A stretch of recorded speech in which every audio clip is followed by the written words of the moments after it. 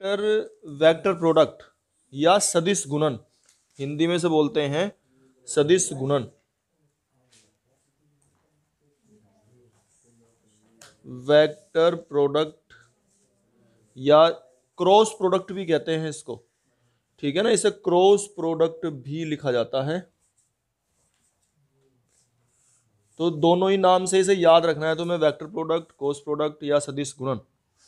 इसमें देखो, जैसे अगर मान लिया एक वेक्टर ए है और दूसरा वेक्टर बी है, तो इनकी जो प्रोडक्ट है वो लिखी जाती है मोड ए मोड बी साइन थीटा, और एक यूनिट वेक्टर होता है इसके साथ में, हाँ, वो कैप एप्सिलॉन करके ऐसे लिखा जाता है।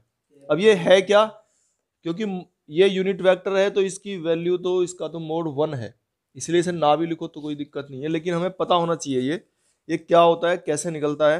देखो, मान लिया अगर एक प्लेन से मान लिया, जैसे यहां इस पे ऐसे रख दिए, अगर ये दो वेक्टर हैं ए और बी, इस तरह से अगर ये दो वेक्टर है ना, ये ए है और ये बी है, तो इनका जो ए क्रॉस बी है हमेशा इस प्लेन के, जैसे ये प्लेन है, प्लेन से मतलब ये ऐसे रखे हुए हैं इस प्लेन में, ठीक है ना, इस प्लेन का मतलब ये है, ये एक ही प्लेन में है। ये बात समझने की है विशेष, ये विशेष समझने की बात है कि अगर ये एक प्लेन में है तो इनका जो क्रॉस प्रोडक्ट है वो इनके परपेंडिकुलर आता है हमेशा, है ना। ये अगर इस प्लेन में है तो इसके परपेंडिकुलर ऐसे निकल के आता है, ये ए क्रॉस बी निकल के आ रहा है, ये इस प्लेन में है तो इसके परपेंडिकुलर ए क्रॉस बी। तो ये जो यूनिट वेक्टर निकल के आया ना हमारा, ये यूनिट वेक्टर ये बताता है इसकी डायरेक्शन, ये यूनिट वेक्टर इसकी डायरेक्शन बताता है। तो ये हमें जरूरी है, वैसे तो ये कहीं नहीं पूछेगा, इसे एक दो ही क्वेश्चन होगा इसका, लेकिन ये पता होना चाहिए कि ये क्रॉस बी निकलता क्या है। तो देखो, ये हम अब ए वेक्टर और बी वेक्टर दिया है पहले क्वेश्चन में, अब इसमें हमें ए क्रॉस बी निकालना है। तो ए क्रॉस बी का जो इसका निकालने का तरीका है वो ये है कि इसे हम डिटरमिनेंट की फॉर्म में रखते हैं, सारणिक के रूप में रखते हैं इसे। कैसे कि आई जे के तो हम फर्स्ट रो में रख लेते हैं, और जो इनके कोफिशिएंट्स हैं, जो इनके गुणांक हैं, उसे इसी क्रम में, जैसे 1 है यहाँ, आई का 1, जे का -7 और के का +7, ऐसी बी का लिखेंगे 3 -2 और +2, इन्हें लिख लेते हैं और इसे डिटरमिनेंट को सोल्व कर लेते हैं, सारणिक को। तुम जानते हो इसे कैसे लिखेंगे, आई के साथ में ये और ये छोड़ देंगे तो ये हो गया -14, और ये कितना हो गया -14 और प्लस हो जाएगा ये, है ना, हमारा जो फॉर्मूले में। फिर -j, इसे ऐसे खोल लेंगे, j के साथ में ये और ये छोड़ देंगे तो 1 की 2 में मल्टीप्लाई 2 और इसकी इसमें मल्टीप्लाई -21 प्लस k के साथ में इसे और इसे छोड़ देंगे तो 1 की -2 में मल्टीप्लाई -2 और इसकी इसमें मल्टीप्लाई +21। इस प्रकार से हम आई जे के कोफिशिएंट निकाल लेते हैं, जो इनके गुणांक आए हैं। अब 14 -14 तो 0 ही हो गया, तो 0 आई, इसे लिखेंगे -19 और माइनस बाहर भी है तो +19 जे, और ये +19 के। इस तरीके से ये हमारा मोड ए क्रॉस बी निकल के आता है, और ये एक वेक्टर निकल के आ रहा है, ठीक है, हमेशा एक वेक्टर की फॉर्म में आएगा, जबकि ए डॉट बी जो है वो संख्या निकल के आती थी, यहाँ एक वेक्टर निकल के आएगा। अब इसका मोड भी इसने हमसे पूछ रखा है, तो अगर किसी वेक्टर का मोड हमें निकालना होता है तो क्या निकालते थे, 0 का स्क्वायर जो ये है, +19 का स्क्वायर, और प्लस दूसरा जो 19 है इसका भी स्क्वायर करेंगे। अब 19 का स्क्वायर बताओ कितना होता है, 361, और 361 कितने हो गए, ये जो भी होंगे 2 है, 2 मल्टीप्लाई है ना, और 2 मल्टीप्लाई का मतलब हो गया, इस तरीके से लिख लेंगे 2 मल्टीप्लाई 361, 361 का अंडर रूट 19, तो इस तरीके से इसका जो आंसर हो जाएगा 19√2। ये इसका मोड ए क्रॉस बी निकल के आ चुका है, 19√2। तो देखो, ये जो है ए और बी दिए हुए हैं, तो इसमें हम a + b और a - b निकाल लेंगे पहले, ठीक है, a + b और a - b। तो a प्लस बी में इन्हें जोड़ लेंगे, तो जोड़ कितने हैं, 3i और i 4i, 2j 2j 4j, और ये प्लस 0k, ये तो a प्लस बी आ चुका है। a माइनस बी निकालेंगे, a प्लस बी और a माइनस बी, a में से b को माइनस करना है, 3i में से i माइनस हुआ तो 2i, 2j minus 2j 0j आ गया, और 2k प्लस 2k ये हो गया 4k, ये आ गया हमारे a माइनस बी। अब इनका हमें निकालना है क्रॉस प्रोडक्ट। इसके देखो पूछने की का तरीका देखो, इसने कभी कभी पेपर में हमें देख के और हम सोचने लगे कि पता नहीं क्या पूछना चाह रहा है ये। जैसे ये कह रहा है कि लंब दिशा में मात्रक सदिश कि इसकी परपेंडिकुलर डायरेक्शन में यूनिट वेक्टर निकालना है, तो वो मतलब पूछने का तरीका है, लेकिन ये हमें क्रॉस प्रोडक्ट ही निकलवाना चाहता है, ठीक है, तो इसलिए ध्यान रखना है। तो a प्लस बी और a माइनस बी तो निकालेंगे इसे हम।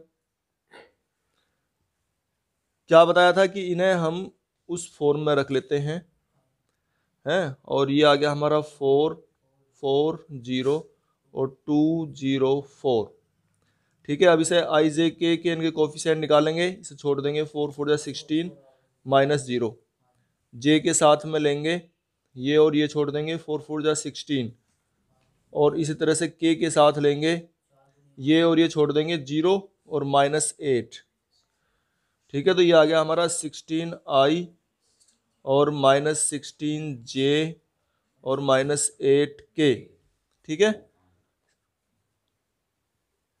तो देखो इसका मोड भी निकाल के रखेंगे हम, क्योंकि मात्रक सदिश यानी कि यूनिट वेक्टर पूछना चाहता है ये तो हमारा इसके परपेंडिकुलर डायरेक्शन में वेक्टर निकल के आ चुका है, लेकिन इसे यूनिट वेक्टर में चेंज करना है।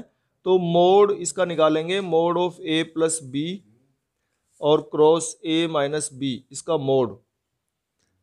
तो मोड कैसे निकलता है, रूट 16 का स्क्वायर 256 प्लस 256 और प्लस 64, बताओ कितने हो गए, 512 64 576 हो गया है, और ये किसका हो गया 24 का। अब 24 से इसे डिवाइड कर देंगे तो वो यूनिट वेक्टर निकल के आ जाएगा हमारा, परपेंडिकुलर यूनिट वेक्टर, ठीक है। ये निकल के आ जाएगा हमारा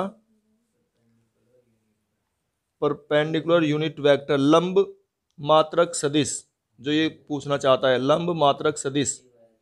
तो इसको हम डिवाइड कर देंगे, 16i minus 16j minus 8k को डिवाइड कर देंगे 24 से, बस ये इसका लंब मात्रक सदिश निकल के आ गया है। ये कह रहा है कि एक मात्रक सदिश है a, यूनिट वेक्टर है a, तो यूनिट वेक्टर है तो इसका मतलब क्या है, इसका जो मोड है वो 1 है, ठीक है। तो हम इस वेक्टर को ऐसा मान लेंगे, मान ले ये है a1i प्लस a2j और प्लस a3k, ठीक है। ये वेक्टर इस तरीके का है कोई, और इसका जो मोड है, क्योंकि यूनिट वेक्टर है तो मोड है इसका, मोड a जब हम निकालना चाहते हैं तो ये हो जाएगा a1 square plus a2 square plus a3 square, ये इसका मोड, और ये वैल्यू 1 आएगी, ठीक है ना, क्योंकि यूनिट वेक्टर कह रहा तो इसकी मोड की वैल्यू 1।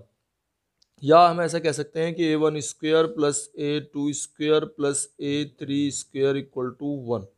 अच्छा, अब ये कहता है कि i के साथ एंगल बना रहा है ये π/3, ये वेक्टर जो है i के साथ π/3 का एंगल बनाता है, तो इसका मतलब है a और इसके साथ π/3 का एंगल निकालते थे हम, पिछले एक्सरसाइज में निकाला हमने, क्या था फॉर्मूला बताइए जरा, cos theta equal to a dot i upon mod a mod i, ठीक है, ये फॉर्मूला पढ़ा था हमने। i के साथ डॉट प्रोडक्ट निकाल लो इसकी, ये a है और i के साथ करेंगे तो i वाले की मल्टीप्लाई होगी बस, तो क्या हो जाएगा ये a1 और बटे में मोड a, ये 1 हो गया, और मोड i ये भी 1, ठीक है। और कोस थीटा कितना एंगल दिया इसने, ये तो रखो इसे π/3 एंगल रख लिया हमने, और ये हो गया हमारा a1 upon 1, cos pi by 3 value कितनी हो 1/2। तो ठीक है, ये A1 की वैल्यू कितनी आ गई 1/2 आ गई A1 की वैल्यू। अब फिर दूसरा और क्या कहता है, ये तो था हमारा आई के साथ एंगल है, फिर है हमारा जे के साथ कितना एंगल है π/4। तो ठीक है, इसे यहां पर लगाओ ऐसे ही, कोस इसे ये थीटा था, इसे फाई लिख लो, ऐसे फाई लिखते हैं हमें। तो ए की प्रोडक्ट है जे के साथ और अपॉन मोड ए और मोड जे। अब कोस फाई कितना एंगल π/4 ये लो, और ए इसकी प्रोडक्ट करेंगे जे के साथ, तो आई जे वाले की जे के साथ होगी, क्योंकि बाकी इसके साथ क्या है, जीरो है सारे, 0i plus 1j plus 0k। इसे अगर पूरा करके लिखते हैं तो A2 की प्रोडक्ट होगी बस। ठीक है भाई, सारा लिख के दिखाऊं, देखो इसे ऐसे लिखेंगे हम A1i plus A2j plus A3k, ऐसे लिखेंगे। और डॉट जे में मैंने बताया था जीरो, जे को भी कंप्लीट कर लेंगे, 0i plus 1j plus 0k, पूरा इस तरह से होगा ये है। और अपॉन मोड ए कितना हो गया 1, और मोड जे की वैल्यू भी 1 ही होती है, क्योंकि आई जे के यूनिट वेक्टर होते हैं ये। अच्छा, अब A1i इसकी गुणा जे वाले के साथ होगी, केवल ये आएगा A2 अपॉन 1, और कोस π/4 की वैल्यू 1/√2। तो A2 की वैल्यू आ गई यहां से निकल के हमारी 1/√2। अब देखो A1 की वैल्यू मालूम है, A2 की वैल्यू मालूम है, हमें जो है A3 की वैल्यू कह रहा है निकालने के लिए, कि वो अगर K के साथ कितना एंगल दिखा रहा है, थीटा, K के साथ अगर थीटा एंगल है तो उसकी वैल्यू निकालनी है। कोई नहीं, चलो देखो, अब A3 इसके साथ में यहाँ पे रख के निकाल लो। इस वाले में A1 की वैल्यू हमें पता है 1/2 है, इसमें रखो 1/2 का स्क्वायर, यहाँ पे रख रहे हैं 1/4, फिर इसका स्क्वायर 1/2 और प्लस A3 का स्क्वायर और इक्वल टू हो गया 1। ये कितना हो गया 3/4 है, 3/4 को उधर लेके जाओ, तो A3 की वैल्यू कितनी आ गई 1/4, और A3 के स्क्वायर की वैल्यू है ये, बल्कि ये है A3 का स्क्वायर। तो A3 कितना जाएगा हमारा 1/2, ये A3 आ गया। लेकिन हमें A3 नहीं निकालना, ये हमसे निकलवा रहा है K के साथ न्यून कोण थीटा बनाता है, तो थीटा का मान निकालना है। अब देखो ये इसमें कह रहा है कि K के साथ में न्यून कोण एक्यूट एंगल जो है थीटा बनाता है। तो ठीक है, फॉर्मूला लगाओ, अब की बार K के साथ लगाओ कोस थीटा, यानी कि A की प्रोडक्ट K के साथ अगर हम करते हैं तो कोस थीटा एंगल बनता है अपॉन मोड A और मोड K, इस तरह से लिख लेंगे हम। ठीक है, कोस थीटा में निकालना है तो थीटा को तो हम यहीं रखेंगे इसमें, और A डॉट K, इस A की प्रोडक्ट जो है K के साथ निकालेंगे, यानी कि सिर्फ K वाले के साथ में गुणा होगी इसकी, और K वाले के यानी कि K का कोफिशिएंट यहाँ A3 है, तो ये A3 ही आ जाएगा फिर ये, और अपॉन मोड A की वैल्यू 1 और मोड K की वैल्यू 1, और A3 हमारा ये निकल के आ रहा है, कितना आ रहा है 1/2, तो ये 1/2 लिख लेंगे। कोस थीटा इक्वल टू 1/2, तो थीटा इक्वल टू कितना आ गया π/3। बस ये निकालना हमें, पी की क्रॉस प्रोडक्ट निकालनी है। तो कैसे निकालेंगे हम इसकी क्रॉस प्रोडक्ट, वैसे जैसे हम करते आ रहे हैं पहले से, उसी तरीके से करेंगे। जैसे A की A के साथ में प्रोडक्ट लेंगे तो A क्रॉस A, फिर A की इसके साथ लेंगे प्लस A क्रॉस B, फिर B की A के साथ लेंगे माइनस B क्रॉस A, और फिर B को लेंगे इस B के साथ माइनस B क्रॉस B। इस तरीके से इनकी क्रॉस प्रोडक्ट ली जाती है। और देखो हमने अभी पढ़ा था, अभी हमने जैसे A क्रॉस B का फॉर्मूला पढ़ा है, क्या पढ़ा था, A B मतलब mode A mode B sine theta, theta था इनके बीच का एंगल, ठीक है, थीटा था इनके बीच का एंगल। और अगर A और A अगर हम दोनों को सेम ले लें, B की जगह भी अगर A ही हो, A क्रॉस A अगर लिया जाए, तो इनके बीच का एंगल क्या होगा 0। अगर वेक्टर दोनों सेम है, अगर वेक्टर दोनों सेम है तो इनके बीच का एंगल होता है सेम 0, अगर दोनों वेक्टर सेम है ना। तो हम इसे लिखेंगे मोड A और मोड A और साइन 0, ये ध्यान रखो। तो साइन जीरो की वैल्यू क्या हो, तो अगर सेम वेक्टर है तो उनका प्रोडक्ट जो है वो जीरो होता है। ठीक है, ये ध्यान रखना है हमें, अगर सेम वेक्टर है। अब इसकी वैल्यू रखेंगे यहां पे, देखो ए क्रॉस ए कितना आ गया, जीरो, प्लस ये हो गया ए क्रॉस बी, और ये माइनस बी क्रॉस ए, अगर प्लस ए क्रॉस बी हम इसे लिखना चाहते हैं तो ये अगर ए को इधर ले आए बी को इधर ले जाए तो प्लस में हो जाता है, इनके साइन चेंज हो जाते हैं। ए डॉट बी में नहीं था ऐसा, ए क्रॉस बी में है ऐसा, और ये हो जाएगा माइनस ये जीरो बी क्रॉस बी, क्योंकि ये भी सेम वेक्टर आ रहे हैं बी और बी दोनों, तो इनके बीच का एंगल जीरो हो जाएगा। अब ए क्रॉस बी और ए क्रॉस बी मिला के टू ए क्रॉस बी हो गए ये। ठीक है, ये